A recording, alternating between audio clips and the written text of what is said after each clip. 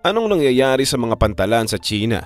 Nalilito na ba kayo kung bakit puno ng mga bakanting container at walang laman ang mga ito? Alamin ang nagaganap sa likod ng tahimik na mundo ng container shipping sa ating bagong video at kung bakit nilisan ng foreign investors ang bansang China. Kamakailan lang nag-post ang isang driver na naghahatid ng kargamento sa Yantian Port sa Shenzhen ng isang video na nagpapakita ng port na puno ng bakanteng truck. Walang taong makakakita, mga walang laman na container na nakatambak sa buong lugar ng isang tahimik na lugar.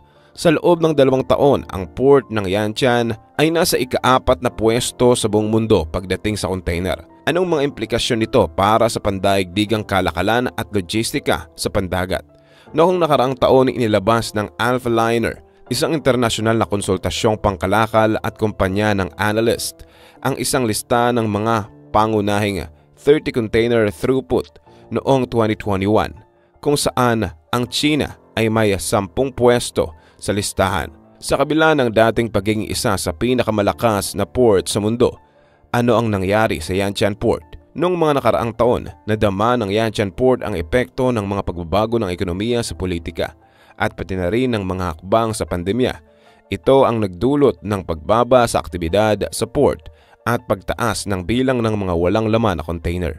Base sa numero, statistics, ang 3 pangunahing ranggo ng mga pantalan ng kargamento ay ang Shanghai Port, Singapore Port at Ningbo Zhoushan Port na may Yantian Port sa Shenzhen sa ika-4 na pwesto at kasama rin sa top 30 ang Guangzhou Port, Qingdao Port, Tianjin Port, Hong Kong Port at iba pa.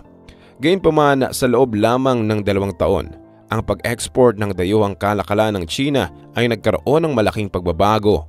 Ayon sa Radio Free Asia, ang port ng Shanghai at Ningbo Bailun ay tahimik din na wala ng halos mga driver ng container at mga empleyado. Sinabi ng isang operator ng terminal sa Shanghai na karamihan ng mga container sa mga terminal ay walang mga laman at ang mga ito ay nakatambak sa Taizang, Jiangsu Province.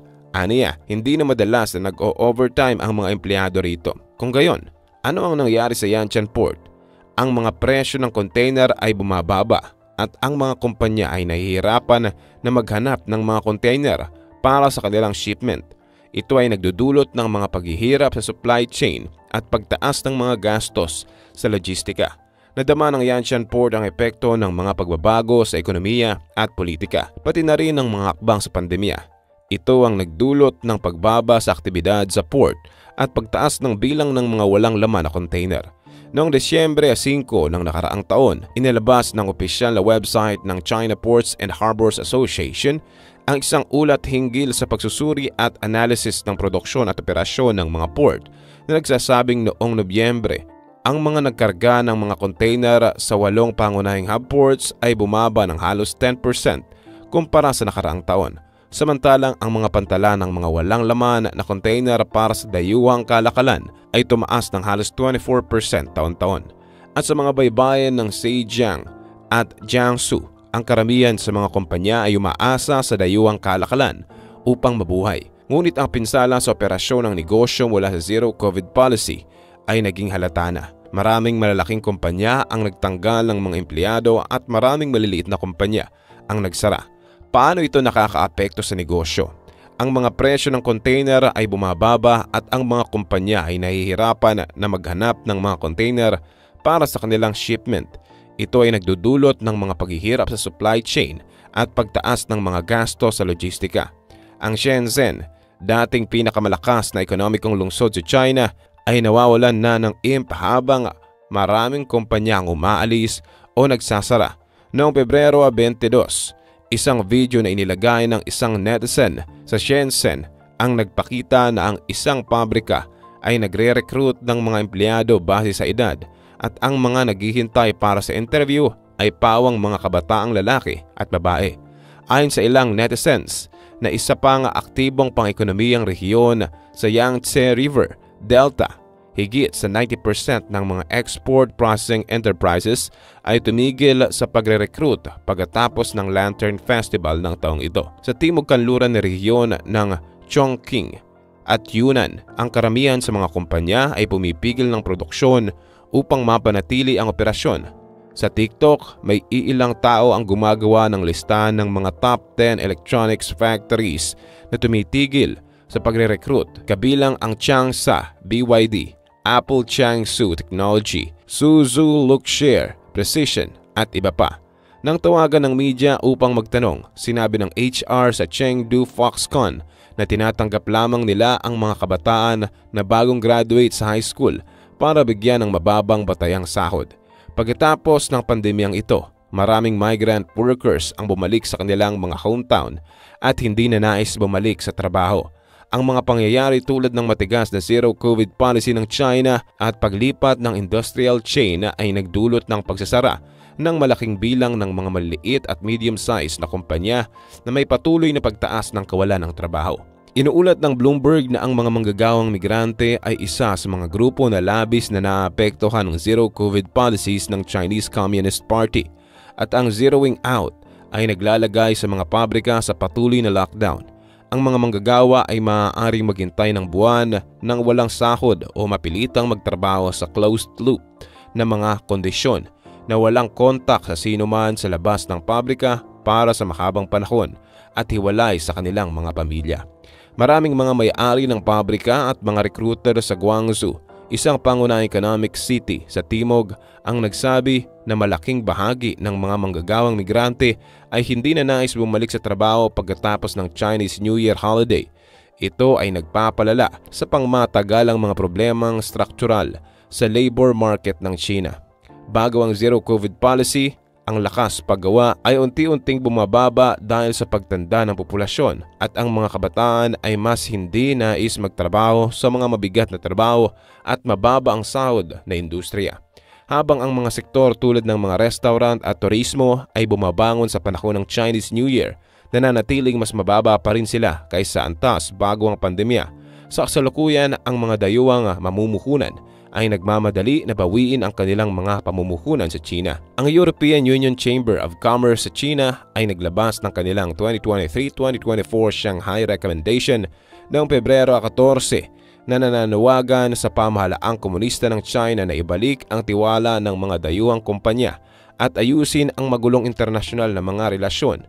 Bilang resulta ng pagkontrol sa pandemya noong nakaraang taon, hanggang sa 92% ng mga negosyong European ang nagdusa ng pagkawala sa kita dahil sa mga pagkaantala sa supply chain na hindi direkta ay naapektuhan ang mga negosyo sa Shanghai. Ang poll sa business confidence na inilabas ng Chamber noong nakaraang taon ay nagpakita na lamang ng 12% ng mga European member companies ang handang magtatag ng kanilang mga headquarters sa Shanghai at 500 European companies ang nakalipat na sa Singapore upang magtatag ng kanilang mga headquarters. Tinatayang 25% ng mga Aleman ay lilisan sa Shanghai pagkatapos ng pagsara ng lungsod. Samantalang ang mga Paranses at mga Italyano naman ay makakakita ng pagbagsak ng 20% at ang mga multinational na guro sa maraming international schools sa Shanghai ay nakakita ng 40% na turnover noong nakaraang taon na mas mataas kaysa mga 30% na turnover rate noong 2021. Mas mataas kaysa sa halos 31% turnover rate noong 2021 at ang medyo mababang 15% turnover rate bago ang pagsiklab ng coronavirus. Ang European Union Chamber of Commerce ay may 1,800 na kumpanyang kasapi kung saan mahigit sa 620 ang nasa Shanghai lamang na nangangahulugang isa sa tatlong bahagi ng kabuuang bilang. Mahalagang papel ang ginagampanan ng mga dayuhang kumpanya sa ekonomiya ng Shanghai. Ayon kay Bettina Schoen-Vihansin, Vice Presidente ng Chamber, ang mga dayuhang kumpanya ay nag-aambag ng 25% sa paglago ng ekonomiya ng Shanghai, 33% ng buwis ng lungsod, 20% ng mga trabaho ng lungsod, at 66% ng mga lokal na dayuhang benta ng lungsod at 30% ng industrial na produksyon. Ang pag-withdraw ng dayuhang pamumuhunan ay hindi lamang salita. Dahil sa epidemya at kawalan ng katiyakan sa ekonomiya, ilang multinational na kumpanya ang nakapaglipat na ng kanilang mga supply chain palabas ng China. Lalo na matapos ang Shanghai ay mahulog sa isang hindi kapanipaniwalang mahabang lockdown noong nakarang taon. Ang onsemi, isang global na taggagawa ng automotive chip, ay nag-anunsyo noong Abril ng nakaraang taon na isasara ang kanilang global na distribution center sa Shanghai at ililipat sa Singapore. Hindi lamang Shanghai ang nakakaranas ng malaking pag-alis ng dayuhang pamumuhunan, kundi ang iba pang mga lalawigan at lungsod ay may parehong problema. Nagpasya ang Apple na ilipat ang bahagi ng kanilang linya ng produksyon ng iPhone 14 sa India at ang linya ng produksyon ng Apple Watch ay lilipat din sa Vietnam.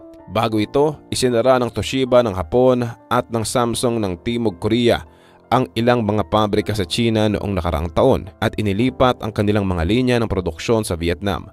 Sa paparating na bagong round ng mga parusa ng US laban sa China, mas maraming dayuhang kumpanya ang nag-aalala sa pag-atras.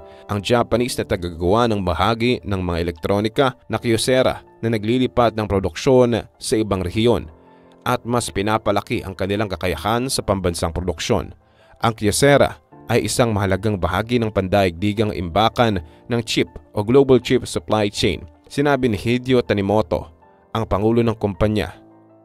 Sa isang panayam sa Financial Times, sa giyera sa teknolohiya ng US-China, ang pamamaraan ng negosyo ng pagpuproduce sa China at pag-export sa ibang bansa ay hindi na may papatupad. Hindi na angkop ang China na magpatuloy bilang pabrika ng mundo kapag pinag-usapan ang pagbabawal ng US sa mataas na kalidad na chips laban sa China.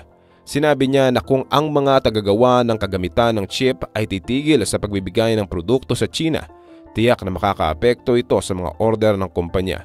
Sa ilalim ng mga paghihigpit ng US, ang mga produkto ng Kyocera ay maaari lamang gawin sa China at ibenta sa China.